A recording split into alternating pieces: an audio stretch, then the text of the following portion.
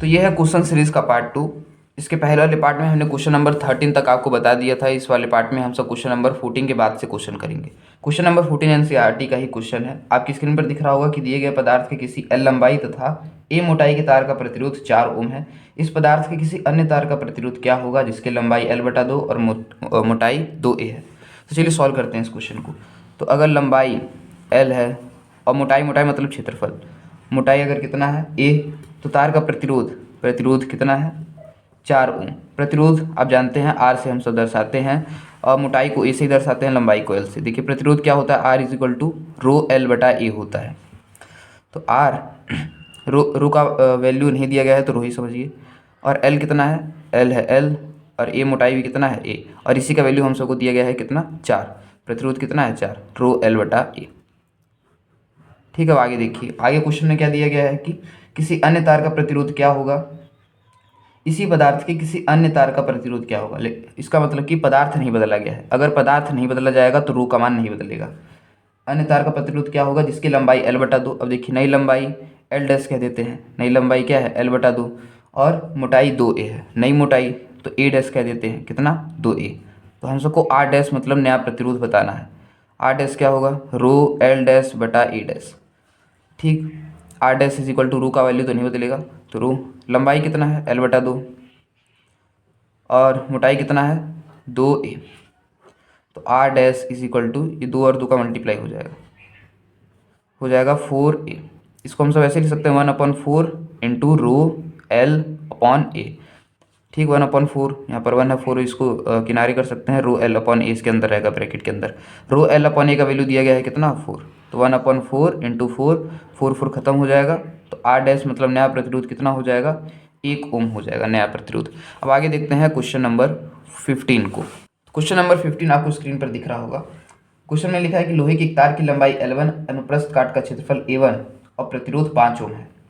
यदि इसका तापक्रम बिना बदले इसकी लंबाई 2 गुनी कर दी जाए जिससे इसके आयतन में कोई अंतर ना आए, तो नए तार के प्रतिरोध की गणना कीजिए। चलिए ठीक है, करते हैं। देखिए लोहे की तार की लंबाई, ठीक, L मतलब लंबाई दिया गया है L1, और इसका क्षेत्रफल भी दिया गया है A मतलब क्षेत्रफल कितना दिया गया है A1, और इसका प्रतिरोध कितना है 5, तो R मतलब प्रतिरोध भी दिया गया है 5 ओम। यदि इसका तापक्रम बिना बदले 2 गुना कर दिया जाए, क्या 2 गुना कर दिया जाए लंबाई को, तो अभी हम सब लिखते हैं कि इसका प्रतिरोध क्या है। प्रतिरोध का फार्मूला R क्या होता है, ρL/A। ठीक, दिया गया है R कितना 5, रो ही है, L कितना है L1 है, L1, और एरिया कितना है A1। ठीक, इसके बाद सॉल्व नहीं होगा, इसको ऐसे रखे रहते हैं। अब देखिए लंबाई को 2 गुना कर दिया जाता है, यानी केस टू में इसको केस 1 कह देते हैं, केस 2 में लंबाई को 2 गुना कर दिया जाता है, यानी L' कितना हो जाएगा, L' मतलब नई लंबाई कितनी हो जाएगी 2L1, पहली लंबाई की 2 गुनी, और A' कितना हो जाएगा, एरिया कितना हो जाएगा वो तो हमको पता ही नहीं है कि नया अनुप्रस्थ काट का क्षेत्रफल कितना होगा। तो देखिए आयतन नहीं बदल रहा है। ये तार कैसा होता है, तार बेलनाकार होता है, बेलनाकार। इसका ये वाला अनुप्रस्थ काट का क्षेत्रफल कैसा होता है, अनुप्रस्थ काट का क्षेत्रफल होता है वृत्ताकार।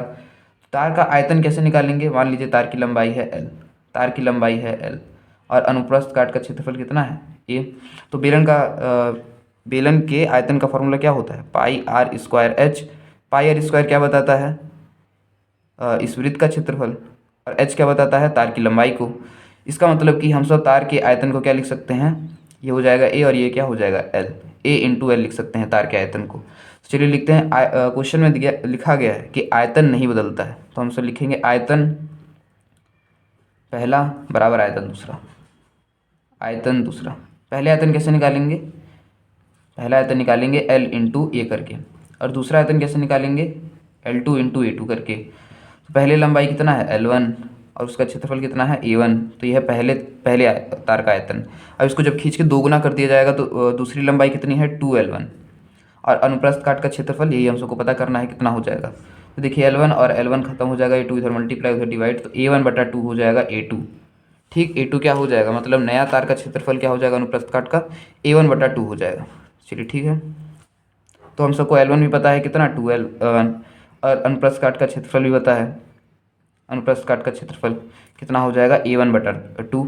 पदार्थ नहीं बदलेंगे तो रो का वैल्यू वही रहेगा रो, और हम सबको क्या बताना है कि अब नया प्रतिरोध कितना हो जाएगा। ठीक, नया प्रतिरोध, तो लिखते हैं नया प्रतिरोध का फार्मूला R' = ρL'/A। ए डैश, रो एल डैश कितना है, एल डैश है 2L1, और अनुप्रस्थ काट का क्षेत्रफल कितना है A1 ए डैश बटे 2। अब इस 2 का उधर मल्टीप्लाई हो जाएगा तो हो जाएगा 4 रो L1 अपॉन A1, रो L1 अपॉन A1। तो देखिए रो L1 अपॉन A1 को ब्रैकेट में कर लेते हैं 4, और इसका वैल्यू कितना है 5 रख लेते हैं, तो आर डैश का वैल्यू कितना हो जाएगा 4 5 20 ओम, 20 ओम इसका हो जाएगा आंसर। तो देखिए क्वेश्चन नंबर 16 आपको स्क्रीन पर दिख रहा होगा। इस वीडियो के पार्ट 1 में हमने सेम इसी प्रकार का क्वेश्चन करवाया जो एनसीईआरटी का क्वेश्चन था, तो इसके लिए आपको होमवर्क करना होगा इस क्वेश्चन के सोल्यूशन के लिए। तो आगे के क्वेश्चंस को देखने के लिए हम सब फिर से एक फार्मूला समझ लेते हैं कि आगे के क्वेश्चंस को किस फार्मूले से लगाना है। देखिए आगे के क्वेश्चंस में हम सब सीरीज और पैरेलल के कॉम्बिनेशन के क्वेश्चन करेंगे। तो जब भी प्रतिरोध को सीरीज कॉम्बिनेशन किया जाता है, सीरीज मतलब क्या होता है श्रेणी क्रम संयोजन, श्रेणी क्रम संयोजन। तो श्रेणी क्रम संयोजन कैसे किया जाता है, एक प्रतिरोध लिया जाता है, इसका ये वाला सिरा दूसरे प्रतिरोध से जोड़ दिया जाएगा, फिर इसका ये वाला सिरा तीसरे प्रतिरोध से जोड़ दिया जाएगा। तो ये जो होता है इसको हम सब कहते हैं श्रेणी क्रम संयोजन। मान लीजिए इसका प्रतिरोध R1 है, इसका प्रतिरोध R2, इसका प्रतिरोध R3। तो इन सबको हटा करके अगर हम सबको किसी एक प्रतिरोध को लगाना है तो उसका प्रतिरोध कितना होना चाहिए, मान लेते हैं R नेट होना चाहिए। तो श्रेणी क्रम संयोजन में R नेट कैसे निकलता है, वो निकलता है R1 plus R2 plus R3 से। ठीक श्रेणी क्रम संयोजन में सीधे सीधे जोड़ देते हैं। और पार्श्व क्रम संयोजन क्या होता है, पार्श्व क्रम संयोजन, तो देखिए पार्श्व क्रम संयोजन में हम सब क्या करते हैं, ये प्रतिरोध है, इसके नीचे दूसरा प्रतिरोध, फिर ये तीसरा प्रतिरोध, इसके इन तीनों सिरों को एक ही तार से जोड़ देंगे और इसके इस तीनों सिरों को एक ही तार से जोड़ देंगे। तो इसको कहते हैं पार्श्व क्रम संयोजन। ये R1 है, ये R2 है, ये R3 है। तो और इसको हटा करके अगर हम सबको एक प्रतिरोध लगाना है R नेट, तो R नेट कैसे निकलेगा, तो इसका फार्मूला होगा 1/R net is equal to 1/R1 plus 1/R2 plus 1/R3। तो चलिए अब इससे जुड़े हुए क्वेश्चंस को करते हैं। तो देखिए इस क्वेश्चन में हम सबको A तथा C के बीच तुल्य प्रतिरोध ज्ञात करना है। बहुत ही आसान है, ऐसा बना हुआ है, यहाँ पर है 2 ओम, फिर यहाँ पर है 3.5 ओम, 3.5 ओम, फिर ये है 2 ओम, फिर ये कितना है 6 ओम, फिर ये कितना है 6 ओम। तो देखिए वीडियो ये फिर से ज़्यादा लंबा ना बन जाए इसलिए हम सोल्यूशन करके दिखा रहे हैं, आप अच्छे से कॉपी में लिख लीजिएगा। आपको लिखना होगा कि ये वाला प्रतिरोध 2 ओम और 3.5 ओम किस क्रम में है, श्रेणी क्रम में है। तो देखिए इसको सॉल्व करके मान लेते हैं R1 आ जाएगा। तो ये R1 कैसे निकालेंगे, R1 निकालेंगे क्योंकि ये श्रेणी क्रम में है तो इसको डायरेक्ट जोड़ देंगे, 2 + 3.5, तो कितना हो जाएगा 5.5 ओम। ठीक है R1 आ गया। और ये देखिए इसको मान लेते हैं, इसको सॉल्व करके R2 हो जाएगा। तो आपको लिखना पड़ेगा 2 ओम 6 ओम 6 ओम किस क्रम में है, श्रेणी पार्श्व क्रम संयोजन में, पार्श्व क्रम संयोजन में। तो इसको कैसे निकालेंगे, तो ये ये R2 का वैल्यू कैसे निकलेगा, 1/R2 का वैल्यू 1/2 प्लस 1/6 प्लस 1/6। ठीक है 6 और 6 और ये 2, इसका एलसीएम कितना हो जाएगा 6। तो ये 3 1 + 1 5/6। अब उल्टा कर लीजिएगा, R2 हो जाएगा 6/5। ठीक R2 हो गया 6/5। तो एक बार फिर से डायग्राम बना लेते हैं। देखिए इसको सॉल्व करके आ गया R1 का वैल्यू कितना आया 5.5 ओम, और इसको सॉल्व करके कितना आया 6/5। 6/5 को चलिए सॉल्व कर लेते हैं, कितना होगा 5 × 5 होगा, 5 × 2 1.2 होगा। तो इसको सॉल्व करके आ रहा है 1.2 ओम। अब इसको सॉल्व करके मान लेते हैं R नेट आ जाएगा। और ये कैसे क्रम में है, श्रेणी क्रम संयोजन में है, तो R नेट कैसे आएगा 5.5 + 5 + 5 + 1.2 यानी कि 6.7 ओम। ठीक, तो इसका आंसर आएगा 6.7 ओम। तो क्वेश्चन नंबर 18 देखिए आपकी स्क्रीन पर।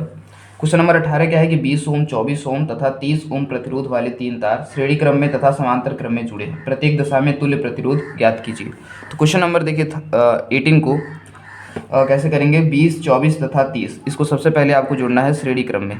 ठीक, सबसे पहले जोड़ना है श्रेणी क्रम में। श्रेणी क्रम में जोड़ना बहुत ही आसान है, तीनों प्रतिरोधों को एक ही लाइन में लगा दीजिए। एक है 20 ओम, फिर एक है 24 ओम और एक कितना है 30 ओम। तो इसको कैसे निकालेंगे, इसका R नेट निकालेंगे, सबको जोड़ देंगे 20 + 24 + 30। ठीक, जोड़ने के काबिल हैं आप सब, तो जोड़ लीजिएगा। अब दूसरा देखते हैं पार्श्व क्रम में कैसे करेंगे। पार्श्व क्रम में, तो पार्श्व क्रम में संयोजन कैसे करेंगे, पार्श्व क्रम कहा जाए फिर समांतर क्रम कहा जाए, एक ही बात है। तो ये कैसे करेंगे, ये 20 ओम, फिर इसके ऊपर ये 24 ओम, और उसके नीचे ये 30 ओम। ठीक, तो इसका कैसे निकालेंगे, इसका आर नेट निकालेंगे 1/24 प्लस 1/20 प्लस 1/30 को सॉल्व कर देंगे। तो देखिए इन सबका एलसीएम कितना हो जाएगा, 720 हो जाएगा। इधर कितना हो जाएगा, सॉल्व करेंगे तो देखिए यहाँ पर हो जाएगा 36, सॉरी यहाँ पर हो जाएगा 30, ये हो जाएगा 36 और ये हो जाएगा 24। अब इसको फिर आप सॉल्व कर लीजिएगा, ऊपर आ जा रहा है 90 और नीचे आ जा रहा है 720, 1/r नेट। अब इसको क्या करना होगा, उल्टा करना होगा। तो R net is equal to हो जाएगा 720/90, ये 0 0 खत्म और 9 8 जा 72, तो ये कितना आ रहा है, 8 ओम आ रहा है।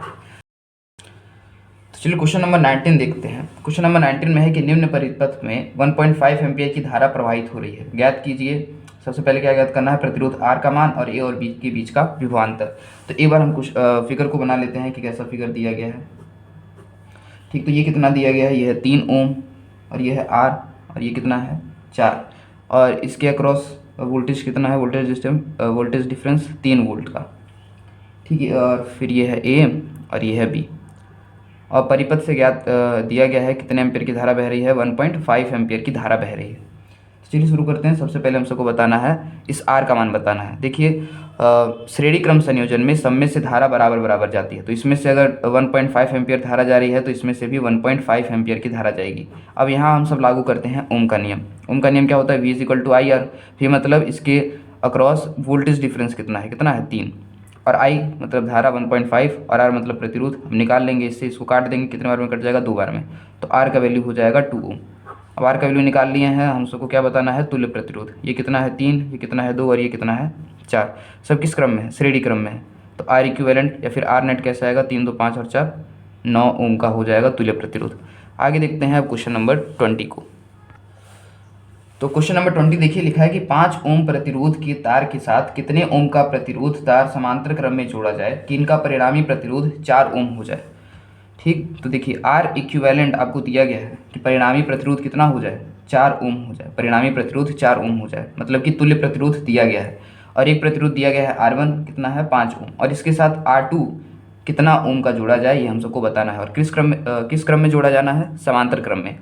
ठीक, समांतर क्रम में जोड़ा जाना है। तो देखिए ये है R1 कितना 5, और इसके साथ हमको R2 जोड़ना है, नहीं पता, मान लेते हैं R। और इसका तुल्य प्रतिरोध कितना है, इसका तुल्य प्रतिरोध कितना है 4 ओम। अब यहाँ पर फार्मूला लगा देते हैं तुल्य प्रतिरोध का, 1/R equivalent is equal to 1/R1 plus 1/R2। ठीक, तो 1/R इक्विवेलेंट कितना दिया गया है, 1/4 और plus 1/R equal to 1/R1 कितना है 5 और ये 1/R, और R का वैल्यू हम सबको बताना है। तो 1/4 माइनस 1/5 इक्वल टू 1/R, घटा लेते हैं 20 आएगा एलसीएम, 4 5 जा 5 4 जा 1/R। इसको सॉल्व करने पर R का वैल्यू हो जाएगा 20 ओम। 21 को ध्यान से देखिएगा। क्वेश्चन नंबर 21 में क्या लिखा गया है कि दिए गए परिपथ में ज्ञात कीजिए। क्या क्या ज्ञात करना है, सबसे पहले हम परिपथ बना लेते हैं। ठीक, कि परिपथ कैसा दिया गया है। तो परिपथ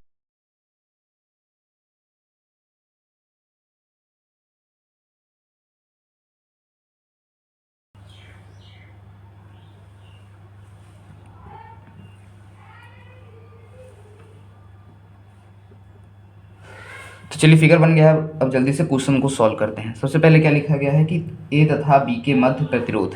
ठीक, ए तथा बी के मध्य प्रतिरोध मतलब तुल्य प्रतिरोध बनाना है हम सबको। देखो जिस बिंदु के बीच कहा जाए उस बिंदु का दोबारा से एक बार डायग्राम बना लो, बहुत ही आसान हो जाता है। तो ए और बी के बीच कहा जा रहा है, ए और बी के बीच का दोबारा से डायग्राम बना लो। ये क्या है 4, फिर ये कितना है 2 और ये कितना है 2, और इस तरफ कितना लगा हुआ है, कितना है प्रतिरोध 1। तो देखिए ये 4 और ये 2 एक लाइन में जुड़े हुए हैं, तो किस क्रम में हो जाएंगे, श्रेणी क्रम में।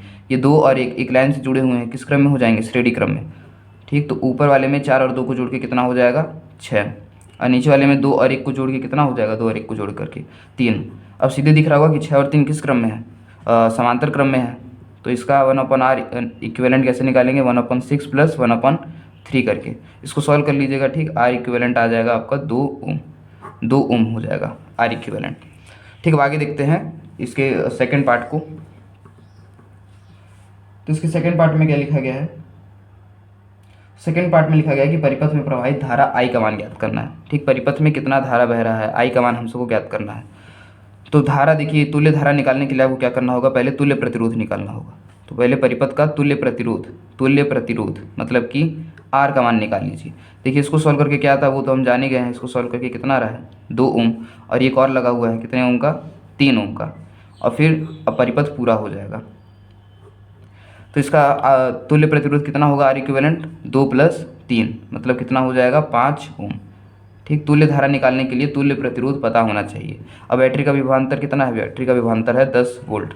तो अब लगाते हैं ओम का नियम, V = होता है आई आर। V कितना है 10, आई कितना है, परिपथ में प्रवाहित धारा निकालना है, और आर कितना है 5। अब 5 से काट देंगे 2 बार में, तो आई का मान कितना हो जाएगा 2 एम्पियर, यानी परिपथ से 2 एम्पियर की धारा प्रवाहित हो रही है। अब इसका तीसरा पार्ट देखते हैं कि तीसरा पार्ट क्या पूछ रहा है, ए व बी के बीच विभवांतर। तो ए और बी के बीच विभवांतर क्या होगा, देखिए जिस बिंदु के बीच पूछा जाए उस बिंदु का फिगर बना लीजिए। ठीक, बहुत ही आसानी हो जाएगा। ए और बी के बीच का फिगर दोबारा बना दे रहे हैं। यहाँ पर कितना है 4, और यहाँ पर कितना है 2, और यहाँ कितना है 2, और यहाँ कितना है 1। देखिए यह है बिंदु ए, यह है बिंदु बी। अब बिंदु ए और बी के बीच का क्या बताना है, विभवांतर। अगर नहीं समझ आ रहा है तो देखिए इसको अच्छे से सॉल्व कर लीजिए, तब आपको अच्छे समझ आ जाएगा। यह बिंदु ए और यह है बिंदु बी। इस सिंगल प्रतिरोध क्यों बना है, क्योंकि इसका हम तुल्य प्रतिरोध निकाल लिए हैं। इस वाले क्वेश्चन में हम सब निकाल लिए थे, इसका तुल्य प्रतिरोध कितना आता है 2।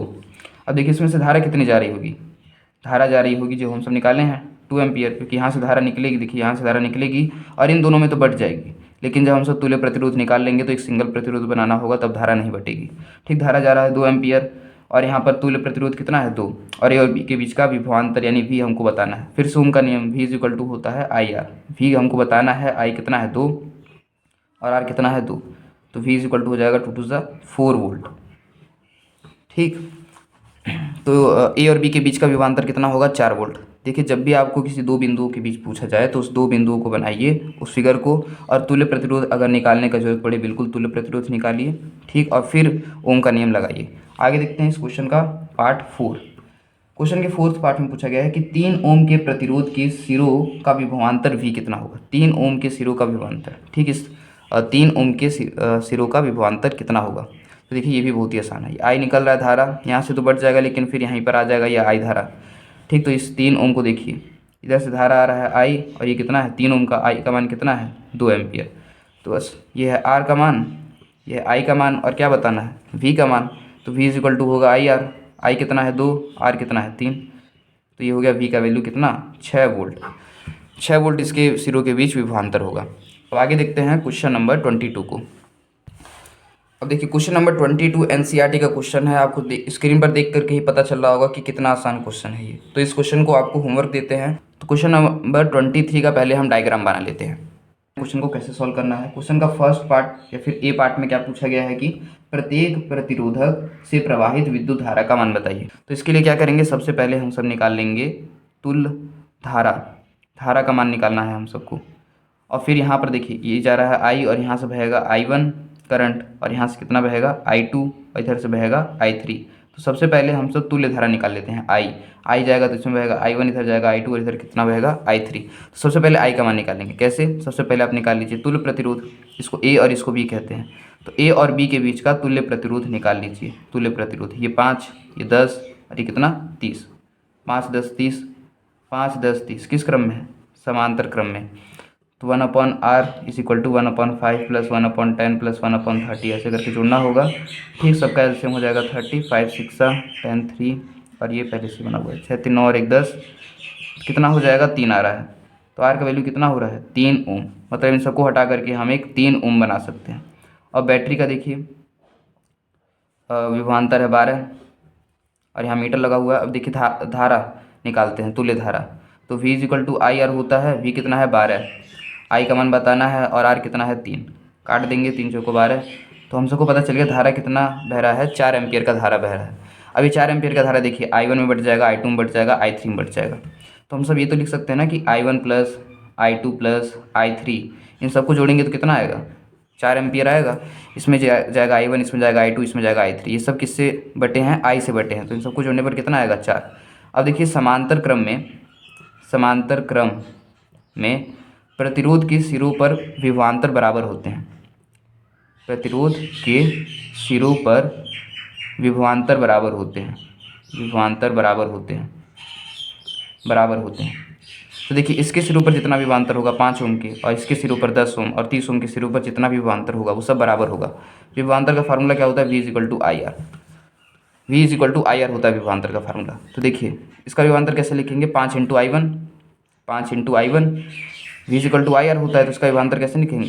I और R को मल्टीप्लाई करने पर V आ जाता है। तो I है कितना? I1 और R कितना है? 5। ऐसे इसका कितना होगा? 10 इंटू I2, और ये दोनों बराबर होंगे। अभी लिखें समांतर क्रम में प्रतिरोध के सिरों पर विभवांतर बराबर होते हैं। 10 इंटू I2 और 30 इंटू I2, ये I3 है, सॉरी, हाँ यहाँ पर I3 लिखा गया। 30 into I3, 30 into I3।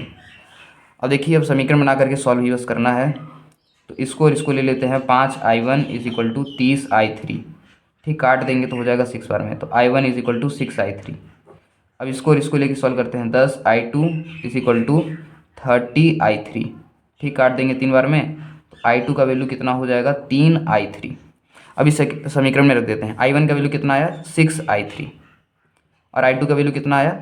3I3, और I3 तो I3 ही है, इज इक्वल टू 4। और देखिए सबको जोड़िए, आ जाएगा 10I3, 10I3 equal to 4।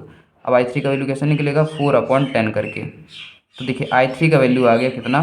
4/10 ampere, ठीक। डेसिमल में बदल सकते हैं, 0.4 आएगा। I1 कैसे निकालेंगे? I1 कितना है? 6I3, 6I3 यानी 6 इंटू 4/10। तो ये हो जाएगा 2 3 ज़ा 6, 2 5 ज़ा 10, हो जाएगा 12/5, 12/5 एम्पियर। अब निकालते हैं I2 का वैल्यू। I2 कैसे निकलेगा? 3 इंटू I3, मतलब 3 इंटू 4/10, कितना हो जाएगा? 12/10 हो जाएगा। काट देते हैं, 6/5 एम्पियर। तो देखिए I1 का वैल्यू भी आ गया कितना?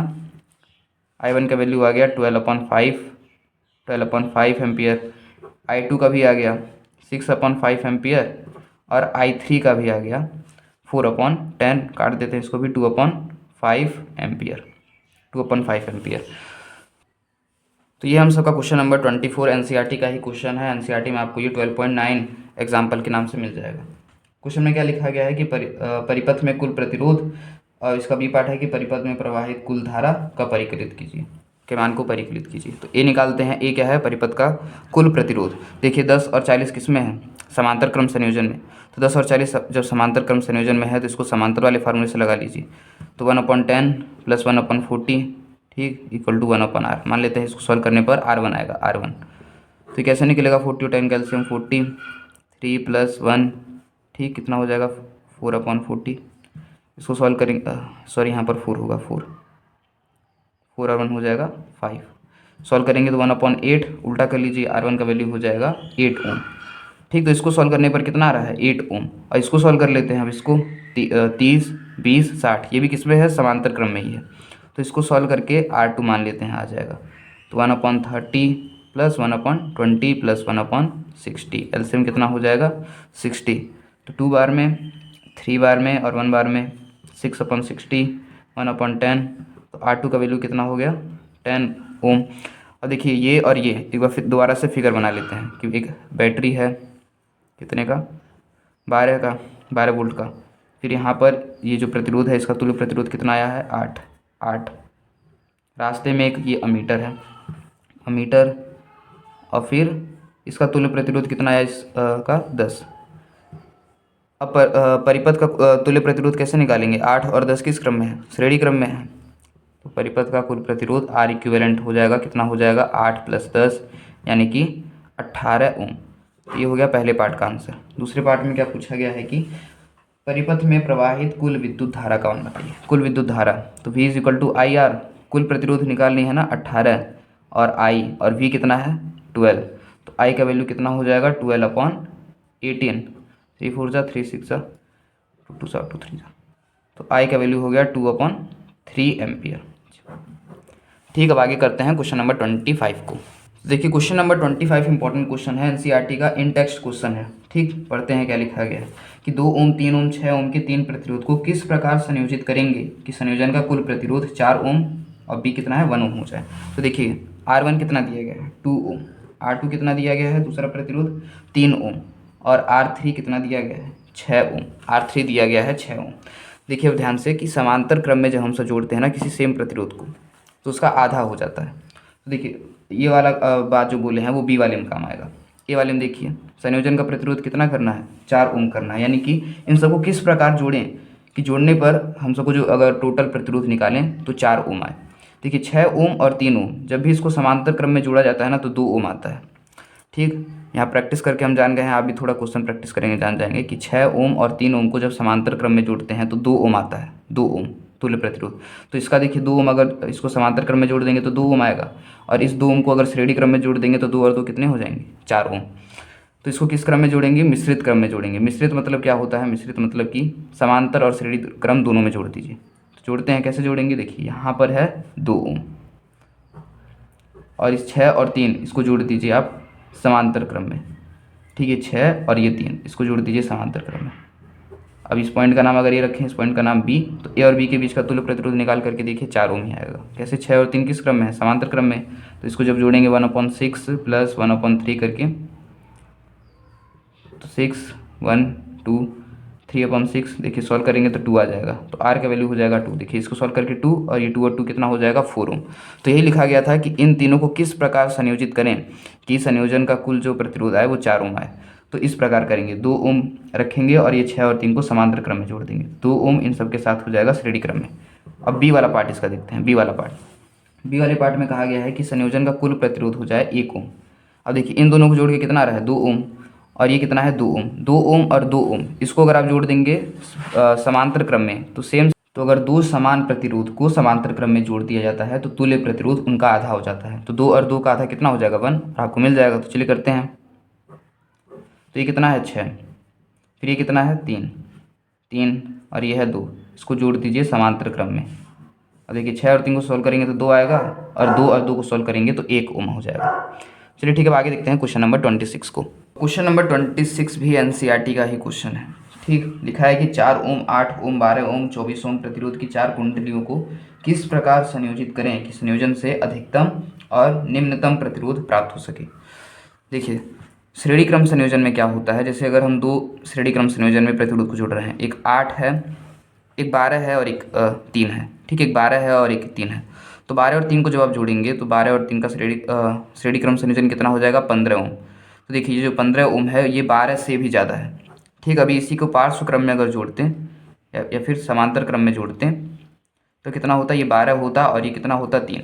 तो 1/r कितना होता, 1/12 प्लस 1/3 होता। तो ये हो जाएगा 12 1 3 3 4 12 5/12। उल्टा करेंगे आप इसको तो r का वैल्यू कितना हो जाएगा, 12/5।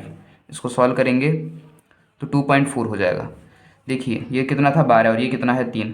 जब हम सब समांतर क्रम में संयोजन करते हैं, ध्यान से सुनिएगा इस बात को, जब हम समांतर क्रम में प्रतिरोधों का संयोजन करते हैं तो जो तुल्य प्रतिरोध होता है वो सबसे कम वाले से भी कम होता है। सबसे कम वाला कितना था, 12 और 3 में से सबसे कम कितना है, 3। तो समांतर क्रम संयोजन का जो तुल्य प्रतिरोध होता है वो कम वाले से भी कम होता है, 3 से भी कम आया है, 2.4। और जब हम सब श्रेणी क्रम में संयोजन करते हैं तो जो तुल्य प्रतिरोध होता है वो ज़्यादा वाले से भी ज़्यादा होता है। ज़्यादा वाला कितना था, 12, और इससे भी ज़्यादा है 15। ठीक, तो अधिकतम प्रतिरोध प्राप्त करने के लिए 4 ओम 8 ओम 12 ओम और 24 ओम इन सबको किस में जोड़ दीजिए, इन सबको जोड़ दीजिए श्रेणी क्रम में। ठीक, श्रेणी क्रम में। और बी क्या लिखा है, निम्नतम प्रतिरोध। निम्नतम प्रतिरोध प्राप्त करने के लिए इसको किस में जोड़ दीजिए, समांतर क्रम में। तो इस क्वेश्चन में क्या लिखा गया है कि ये चित्र दिया गया है और देखिए सेल की वोल्टता या फिर बैटरी की जो वोल्टता है वो दी गई है 12 वोल्ट। ठीक, बैटरी की वोल्टता नहीं बतानी है, हम सबको बताना है कि परिपथ से प्रवाहित होने वाली धारा का क्या मान है। ठीक, परिपथ से प्रवाहित धारा। तो इसके लिए क्या करेंगे, सबसे पहले तुल्य प्रतिरोध निकालेंगे। जब तुल्य प्रतिरोध निकाल लेंगे तो तुल्य धारा भी निकल जाएगा। तुल्य प्रतिरोध कैसे निकालें, देखिए ये है पॉजिटिव टर्मिनल, ये है नेगेटिव टर्मिनल। धारा हमेशा प्लस से माइनस की हो जाती है, तो यहाँ से धारा जाएगी, यहाँ जाएगी, फिर देखिए यहाँ रास्तों में बढ़ जाएगी, इस रास्ते में इस रास्ते में। जब भी धारा बढ़ जाती है तो वहाँ होता है समांतर क्रम संयोजन। तो ये और ये हो जाएगा समांतर क्रम। अब 10 और 10 को पहले मत जोड़ दीजिएगा, गलती हो जाएगा। अब यहाँ देखिए फिर यहाँ से धारा जाएगी, फिर इसमें और इसमें बढ़ जाएगी, इसमें और इसमें, तो फिर यहाँ भी हो जाएगा समांतर क्रम। अब आगे देखिए इसमें से जो धारा जाएगी इस 2 ओम में से, ये प्रतिरोध है, 2 ओम में से जो धारा जाएगी वही धारा देखिए किस में से जाएगी, 3 ओम में से, 3 ओम में से भी वही धारा जाएगी। इसका मतलब 2 ओम और 3 ओम ये किस क्रम में है, श्रेणी क्रम में है। जब धारा का मान समान होता है तो श्रेणी क्रम, देखिए ये जो धारा इसमें जाएगी वही धारा इसमें से जाएगी।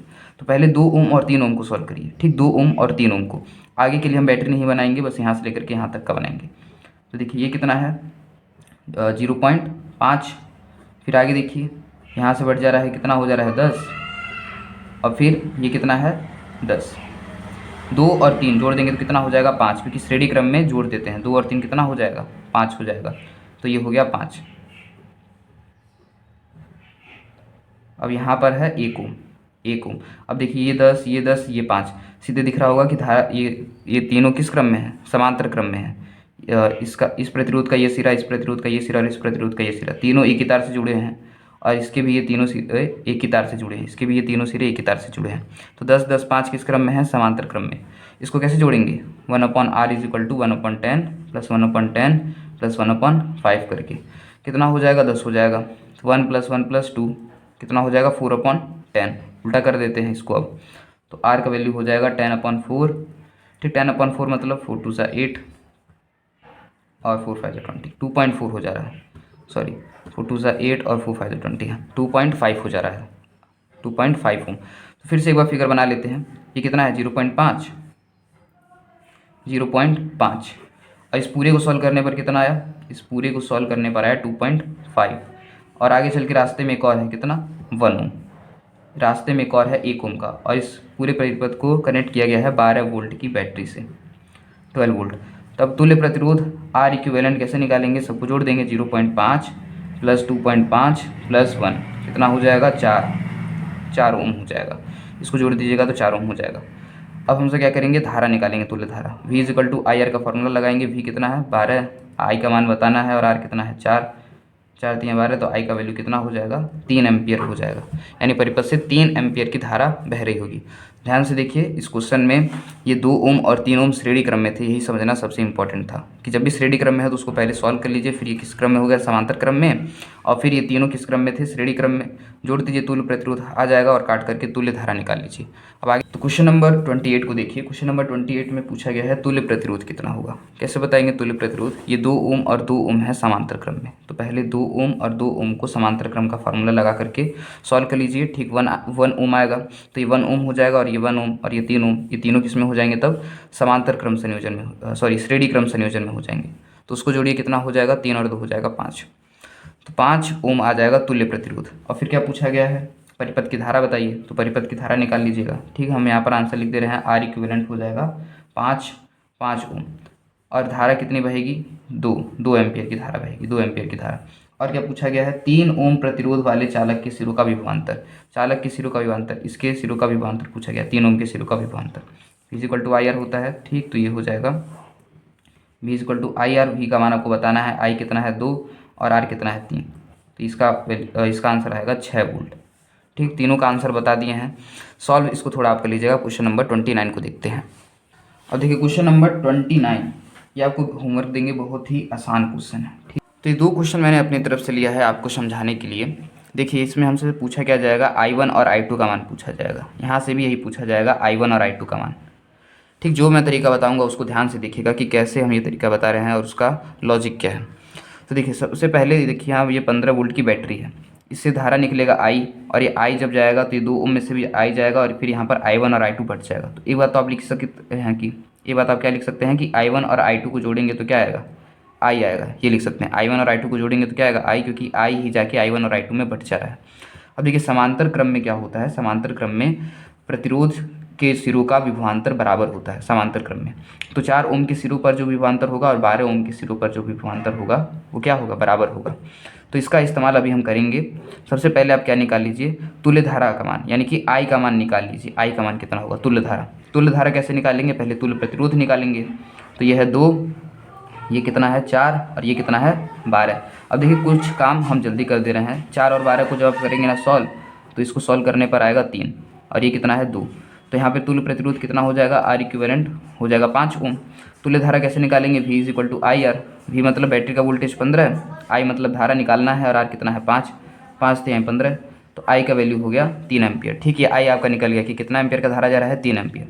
और अभी हम बताएं कि समांतर क्रम में, यहाँ लिख देते हैं, ठीक, समांतर क्रम में प्रतिरोधों के सिरों पर विभवांतर बराबर होता है। प्रतिरोधों के सिरों पर विभवांतर बराबर होता है। तो 4 ओम के सिरों पर जो विभवांतर होगा, विभवांतर कैसे निकालते हैं, V = IR। ठीक, तो 4 ओम के सिरों पर जो विभवांतर होगा वही 12 ओम के सिरों पर विभवांतर होगा। कैसे निकालेंगे, 4 × I1 बराबर 12 × I2। तो 4 × 12, I1 का वैल्यू कितना हो गया, 3 I2। I1 बराबर हो गया 3 I2। तो यहाँ देखिए I1 + I2 बराबर I है, इसको समीकरण 1 कहते हैं, समीकरण 2 कहते हैं इसको। इससे हम सब सॉल्व करते हैं। देखिए I1 + I2 बराबर I, और I का मान कितना है, 3। ठीक, I1 का वैल्यू कितना है, 3 I2। ध्यान रख देते हैं इसकी जगह 3 I2 + I2 बराबर 3 और 1 कितना हो जाएगा, 4 I2 बराबर 3। तो I2 का वैल्यू कितना हो गया, 3/4। I2 का वैल्यू हो गया 3/4। I1 का वैल्यू निकालते हैं, I1 का वैल्यू निकालते हैं, कितना है, 3 I2, यानी 3 × I2 का वैल्यू कितना है, 3/4, यानी I1 का वैल्यू होगा 9/4 एम्पियर। ठीक, तो समझ गए होंगे आप कैसे निकाले हैं इसको। अगर थोड़ा सा भी समझने में दिक्कत है तो वीडियो को प्लीज़ थोड़ा सा पीछे जा करके दोबारा देखिए। अब यहाँ पर देखिए, रास्ते में कोई प्रतिरोध है, रास्ते में कोई प्रतिरोध नहीं है। यहाँ पर भी सेम काम करेंगे। क्या करेंगे, पहले तुल्य धारा निकालेंगे। तुल्य धारा वो कैसे निकालेंगे, तुल्य प्रतिरोध निकाल करके। तो कैसे निकालेंगे तुल्य प्रतिरोध, 6 और 3 बस एक ही, 2 ही प्रतिरोधी हैं। तो 1/R इक्विवेलेंट = 1/6 + 1/3। ठीक, सॉल्व करेंगे तो R इक्विवेलेंट का वैल्यू हो जाएगा 2 ओम हो जाएगा। तो V = IR, V कितना है 8, I का मान निकालना है, और R कितना आया 2, काट देंगे 4 बार में, I का वैल्यू हो गया 4 एम्पियर। 4 एम्पियर की धारा जारी है। अभी 4 एम्पियर I1 और I2 में बटेगा, तो I1 + I2 करेंगे तो आप कितना आएगा, 4 आएगा। I1 और I2 को जोड़ेंगे तो 4 आएगा। फिर यही बात लिखेंगे कि समांतर क्रम में प्रतिरोधों के सिरों पर विभवांतर बराबर होता है। तो इसके सिरों पर विभवांतर कितना होगा, 6 × I1, और इसके सिरों पर 3 × I2। अब देखिए 6 को उधर भेज दीजिए तो I1 बराबर 1/2 हो जाएगा कट के। तो I1 बराबर 1/2 I2। तो I1 की जगह 1/2 I2 + I2 बराबर 4। ठीक, 2 × 2 = 3, I2/2 = 4। अब इसको सॉल्व कर लीजिए, 8/3 आएगा I2 का मान, और I1 का मान यहाँ पर रख दीजिए। तो I1 का मान होगा 1/2 I2, और I2 कितना आया, 8/3। ठीक, 2 × 4 = 8 हो गया। तो I1 का वैल्यू हो गया 4/3। तो देखिए I1 और I2 दोनों का मान निकल गया। अब हम सब क्वेश्चन नंबर 30 को करते हैं। तो ये क्वेश्चन नंबर 30 आपको स्क्रीन पर भी दिख रहा होगा। क्वेश्चन नंबर 30 लिखा है कि अमीटर का पाठ्यांक ज्ञात कीजिए। अमीटर का रीडिंग हम सबको बताना है। तो चलिए शुरू करते हैं। यहाँ से मान लेते हैं धारा आई जाएगा, और इसमें कितना चल जाएगा, I1, और इसमें चल जाएगा I2। अमीटर क्या नापता है, धारा नापता है। ठीक, तो I1 का मान हमको बताना है। अगर आपको क्वेश्चन आ रहा है, बिल्कुल वीडियो पोस्ट करिए और जल्दी से क्वेश्चन को करिए, और फिर आपका आंसर मिला लीजिएगा। चलिए करते हैं इस क्वेश्चन को। सबसे पहले क्या निकालते हैं, तुल्य प्रतिरोध। तुल्य प्रतिरोध कैसे निकालेंगे, देखिए 3 और 3 किस क्रम में है, श्रेणी क्रम में। कितना हो जाएगा, 6। ठीक, थोड़ा जल्दी अब करेंगे क्वेश्चन को। अब तक तो आपको आ ही गया होगा। ये हो जाएगा 6, ये कितना है 4, और आगे किससे जुड़े हुए हैं, 3 से जुड़े हुए हैं। तो 6 और 4 का श्रेणी पार्श्व क्रम करेंगे तो कितना हो जाएगा, ठीक, ये हो जाएगा 24/10। 24/10 मतलब कि 12/5। ठीक, इसको सॉल्व करेंगे आप तो 12/5 आ जाएगा। 12/5 मतलब कि 2.4। ठीक, तो इसको सॉल्व करेंगे 2.4 हो जाएगा। थोड़ा जल्दी कर रहे हैं हम क्योंकि अब आपको आ गया होगा। और ये कितना है, 3। तो R इक्विवेलेंट मतलब कि तुल्य प्रतिरोध। ठीक, तुल्य प्रतिरोध कितना हो जाएगा, 5.4। इसको जोड़ देंगे तो 5.4। अब तुल्य धारा निकालते हैं। तो V = IR। V कितना है, 5, I का मान बताना है, और R कितना है, 5.4। ठीक, तो 5/5.4, 5/5.4 ये होगा I का मान। तो I को जब आप सॉल्व करेंगे तो होगा 0.925 एम्पियर। ठीक, 925 एम्पियर। तो I का मान आपको पता चल गया 0.925 एम्पियर। अब आप क्या लिख सकते हैं कि I1 और I2 को जोड़ेंगे तो क्या आएगा, I1 और I2 को जोड़ेंगे तो I आएगा, और I कितना है 0.925। अब फिर क्या लिखेंगे, अब तो समझदार हो गए होंगे, समझ गए होंगे कि अब लिखेंगे हम सब कि समांतर क्रम संयोजन में प्रतिरोधों के सिरों पर विभवांतर बराबर होते हैं। तो 4 × I2, 4 × I2 बराबर क्या लिखें, 3 × I1 नहीं, क्यों, क्योंकि देखिए ये I1 किस में से जा रहा है, 3 ओम में से जा रहा है और 3 ओम में से जा रहा है, मतलब इन दोनों में से जा रहा है। तो इन दोनों का तुल्य प्रतिरोध निकाल लेंगे। 3 और 3 कितना हो जाएगा, 6। तो यहाँ के लिखेंगे 6 × I1। ठीक, 4 × I2, और ये 3 और 3 श्रेणी क्रम में है तो कितना हो जाएगा, 6 × I1। अब यहाँ से I2 का मान निकाल लेते हैं। चलिए 6 × I1/4, 2 3 ज़ा और 2 2 ज़ा, तो I2 का वैल्यू हो गया 3/2 × I1। तो I2 का वैल्यू हो गया 3/2 × I1। अब यहाँ पर I2 की जगह रख देते हैं, I1 की जगह I1, और I2 का मान आया है 3/2 × I1 और बराबर 0.925। अब देखिए इसको सॉल्व कर देते हैं, हो जाएगा 5I1/2 इज इक्वल टू 0.925। ठीक है, अब यहाँ पर से I1 का वैल्यू कितना हो जाएगा, I1 का वैल्यू हो जाएगा 0.925 × 2 और अपॉन में क्या हो जाएगा ये 5। अब इसको तो सॉल्व कर ही सकते हैं। ठीक, तो I1 का वैल्यू आ जाएगा, यही I1 होगा अमीटर का रीडिंग। ठीक, इसको सॉल्व करके कितना आ रहा है वो हम आपको बता दे रहे हैं। तो इसको सॉल्व करके आ रहा है 0.375 एम्पियर। ठीक, 0.375 एम्पियर आ रहा है। अब आगे देखते हैं क्वेश्चन नंबर 31 को। तो ये आप कर सकते हैं। दूसरा क्या है, परिपथ की धारा। जब तुल्य प्रतिरोध निकालेंगे तो तुल्य धारा भी निकाल लीजिएगा, बिंदु। और तीसरा क्या है, बिंदु ए और बी के बीच का विभवांतर। बिंदु ए और बी के बीच का विभवांतर कैसे बताएंगे, तो पहले बिंदु ए और बी के बीच का चित्र बनाइए और ए और बी के बीच का तुल्य प्रतिरोध निकाल लीजिए। ठीक, ध्यान से सुनिए, ए और बी के बीच का चित्र बनाइए, तुल्य प्रतिरोध निकाल लीजिए और तुल्य जो धारा लाए हैं आप तो उससे गुणा कर दीजिए। जो आर आएगा तुल्य प्रतिरोध ए और बी के बीच का, उसका तुल्य धारा से गुणा कर दीजिए, आपको पता चल जाएगा ए और बी के बीच का विभवांतर, क्योंकि V बराबर होता है IR। तो क्वेश्चन नंबर 32 आपको आपकी स्क्रीन पर दिख रहा होगा। ठीक, इंपॉर्टेंट क्वेश्चन है। क्या लिखा है देखिए, फिगर में जो भी क्वेश्चन नंबर लिखा हो 34, 29 इस पर ध्यान मत दीजिए, जो हम कह रहे हैं उसका बात मानिए। ये है क्वेश्चन नंबर 32 आज के इस वीडियो का। ठीक, लिखा है कि 3 ओम प्रतिरोध के 8 प्रतिरोधों को किस मिश्रित संयोजन से जोड़ा जाए कि उनका परिणामी प्रतिरोध 16 ओम हो, गणना करके बताइए। ठीक, तो हमको 3 ओम के 8 प्रतिरोध दिए गए हैं, 3 ओम के 8 प्रतिरोध। ठीक, ये 3 ओम के 8 प्रतिरोध दिए गए हैं, ऐसे 8 प्रतिरोध दिए गए हैं हमको। अब इसको हम कैसे जोड़ें कि जो तुल्य प्रतिरोध हो R इक्विवेलेंट वो कितना हो जाए, 16 ओम हो जाए। हाँ, तुल्य जो प्रतिरोध है वो 16 ओम हो जाए। तो कैसे इसको जोड़ेंगे, ध्यान से देखिए। हम जैसे बता रहे हैं, पहली बार अगर किसी को ये क्वेश्चन दिया जाए तो हो सकता है उससे ना हो, इसलिए इस वीडियो को बनाने का मकसद यही है कि आपको सारे प्रकार के क्वेश्चन का पता चले। तो चलिए देखिए इसको कैसे करते हैं। अगर हम सब 3 ओम के 3 प्रतिरोधों को समांतर क्रम में जोड़ेंगे तो उसका तुल्य प्रतिरोध क्या होगा। देखिए ये 3 ओम, ये 3 ओम और ये 3 ओम।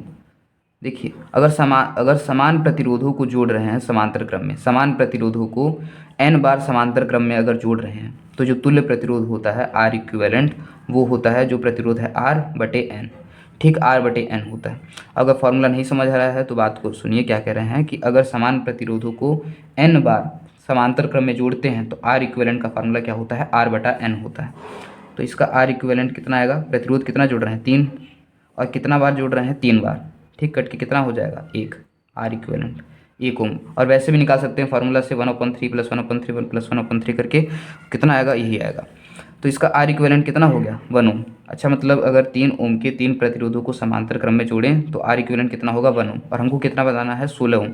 तो कितना, अब 16 में से एक तो बना ही लिए, कितना बचा 15 ओम। तो 15 ओम बनाने के लिए क्या करते हैं, 15 ओम बनाने के लिए क्या करेंगे, 3 ओम के जो 5 प्रतिरोध बचे हुए हैं, क्योंकि हमारे पास प्रतिरोध कितने हैं 8, उसमें से 3 तो खर्च कर दिए, 5 बचे हुए हैं, 1 2 3 4 5।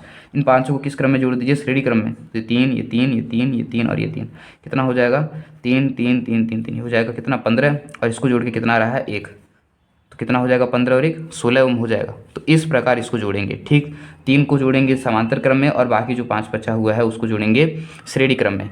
तो इस मिश्रित क्रम में जोड़ेंगे तो R इक्विवेलेंट कितना आएगा 16 ओम। ठीक, अब आगे देखते हैं क्वेश्चन नंबर 33 को। तो अब आगे के क्वेश्चंस को समझने के लिए आपको समझने होंगे फार्मूले।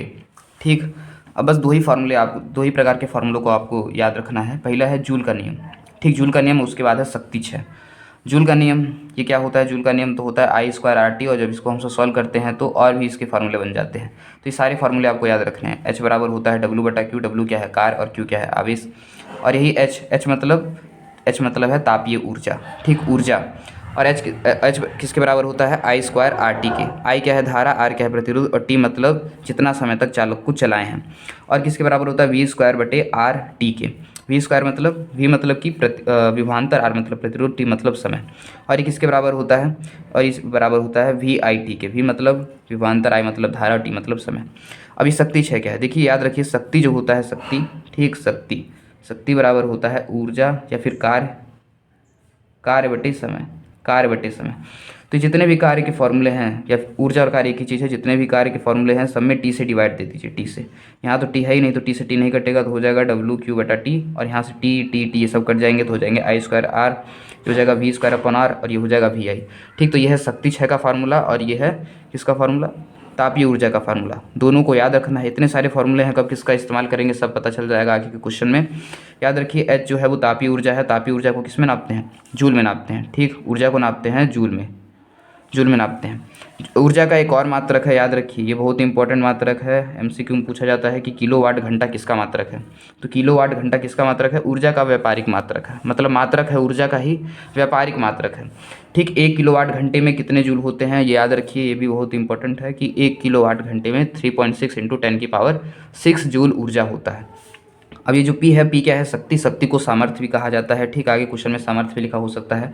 शक्ति का SI मात्रक क्या होता है, वॉट होता है, जूल पर सेकंड भी कह सकते हैं। ठीक, वॉट के नाम से ज़्यादा फेमस है। ठीक, अब आगे देखते हैं हम क्वेश्चन को। क्वेश्चन नंबर 33 देखिए, ये ऊर्जा और शक्ति से ही संबंधित है, NCERT का ही क्वेश्चन है, इन टेक्स्ट क्वेश्चन। लिखा है कि कोई विद्युत मोटर 220 वोल्ट के विद्युत स्रोत से, ठीक, इस क्वेश्चन नंबर 33 में क्या दिया गया है, हम सबको विभवांतर दिया गया है 220 वोल्ट के विद्युत स्रोत से 5 एम्पियर विद्युत धारा लेता है, यानी धारा कितना लेता है, 5 एम्पियर। ठीक, 5 एम्पियर विद्युत धारा लेता है। मोटर की शक्ति निर्धारित कीजिए। ठीक, शक्ति यानी पी का मान हम सबको बताना है, और 2 घंटे में पी का मान बताना है, और टाइम दिया गया है, टाइम कितना दिया गया है, 2 घंटा। ठीक, 2 घंटे में मोटर द्वारा उपभोक्त ऊर्जा परिकलित कीजिए। ऊर्जा का मान हम सबको बताना है। तो चलिए ठीक है, इसको सॉल्व करते हैं। आप सबको पता है शक्ति का फार्मूला हम बहुत सारा लिखवाए हैं, इसमें से शक्ति का कौन सा फार्मूला लगाएंगे, देखिए V दिया गया है और I दिया गया है। शक्ति का ये वाला फार्मूला बहुत ही आसान हो जाएगा। P इक्वल टू, ये इतने सारे होते हैं लेकिन P का वैल्यू P बराबर होता है V × I, जब V और I दिया गया हो। ठीक, सारे फॉर्मूले आपको इसलिए याद रखने हैं। देखिए यहाँ पर P बराबर है V × I, तो P का मान बताना है। P यानी कि शक्ति कैसे निकालेंगे, V और I का मल्टीप्लाई करके। V कितना है 220 और I कितना है 5, तो P बराबर कितना हो जाएगा, P बराबर हो जाएगा 1 1 0 और 1 और 0, 1100 वाट। ठीक, तो कितनी शक्ति ले रहा है मोटर, 1100 वाट शक्ति ले रहा है। अब हम सबको क्या बताना है, ऊर्जा, 2 घंटे में उपभोक्त ऊर्जा को भी परिकलित कीजिए। तो ऊर्जा यानी कि H कैसे बताएंगे, H है VIT। देखिए H किसके बराबर है, H है VIT के बराबर। तो VIT, देखिए V और I का मल्टीप्लाई तो पहले ही कर लिए हैं, कितना आ रहा है 1100। देखिए अगर यहाँ पर वॉट है तो टाइम को सेकंड में लिखिए, अगर किलो वॉट है तो घंटे में लिखिए। तो यहाँ पर किस में है, ये वॉट में है, तो टाइम को किस में लिखिए, सेकंड में। तो 2 घंटे में कितने सेकंड होते हैं, देखिए 2 घंटे में 60 मिनट होता है, और हर 1 मिनट में कितना सेकंड होता है, 60 सेकंड होता है। तो इससे ये सेकंड में होगा। तो H किसके बराबर हो जाएगा, H हो जाएगा 2200 × 3600 वाट सेकंड।